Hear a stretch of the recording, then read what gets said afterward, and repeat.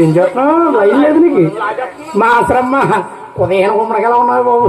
ఇప్పుడు నొప్పులు దానికి కదా నీకు వచ్చిరా ఉన్న పైకి లేదు. ఆయన పుట్టిన సైతు కానీ మీ అమ్మని రమ్మడు నువ్వు ఎందుకు వచ్చావే?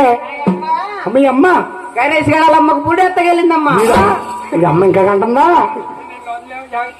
ఇంటికి మా తమ్ముడు నేను బాలు బెట్ట ఆడుకు మా ఆశ్రమ్మ మా పేరంతో పురుడేస్తాను పిలిచావమ్మా. అమ్మా ఒకసారి కొడుకు చూస్తానే తల్లి. చూడమ్మా చూడమ్మా.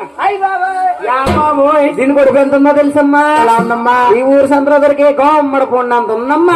మాసరమ్మ ఓయ్ ఈ పే కొడుకులోని ఎంతమంది పిల్లలు ఉంటారమ్మా? దేవరాజు గెళ్ళ అంటారు, ఈ గణేష్ గెళ్ళ అంటారు. 10 మంది పండుకుంటారు. మరి తెలిసింది కడిగా గోళ్ళు కొడితే ఏమంటారమ్మా? రామలక్ష్మణులు ముగ్గురు కొడితే త్రిమూర్తులు అంటారు. 5 కొడితే పంచ పాండవులు అంటారు. తెలిసిన పురుడయ్య తెంగరమోకుందా. అయితే పురుడేసి ముందు నాకు కొన్ని వైనాలు కావాలి. కోరుకోమనాలి. ఇల్లు మెల్ల చిత్రాలు తిప్పాడు మా అప్పని చూడు తీస్తారా మా బాయిని చూడని. ఏం పడా ఏడ్చాను తక్కువ పడాయని వచ్చిన కానీ తిప్పుకోవడం సరిపోతుంది. నువ్వు మా అత్తమాని పురుడేకి ఏం కావాలి చెప్తే అర్జెంట్ గా తిప్పించేస్తాను. నీళ్ళు కావాలమ్మా. మా తానం చేస్తావా? నీకు నొలిగెడతాను రా గొల్లి చెట్టుకో అమ్మ 2 బిందెలు నీళ్ళు ఎందుకమ్మా? అమ్మా పుట్టే బిడ్డకి స్నానం చేయించడానికి తల్లి. ఇంకేం కావాలమ్మా?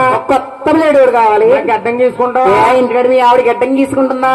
తీసుకుంటుంది. పొద్దున్న గురువు గారు ఇచ్చిన కెరెట్ పోనీ పీక్ కోసేస్తుంది. మా పెంకయ్య గారు ప్రసాద్ గారు అన్నారు ఏమని? ఇప్పుడు ఆ గురువు గారు అర్ధరేత్రి గారు బెయిల్ అంటే ఎక్కడ వస్తాయి గానీ లోపల ఉల్లిపాయలు వచ్చి కత్తిపేట ఉందమ్మంటారు. కత్తిపేట అయినా పర్లేదమ్మా.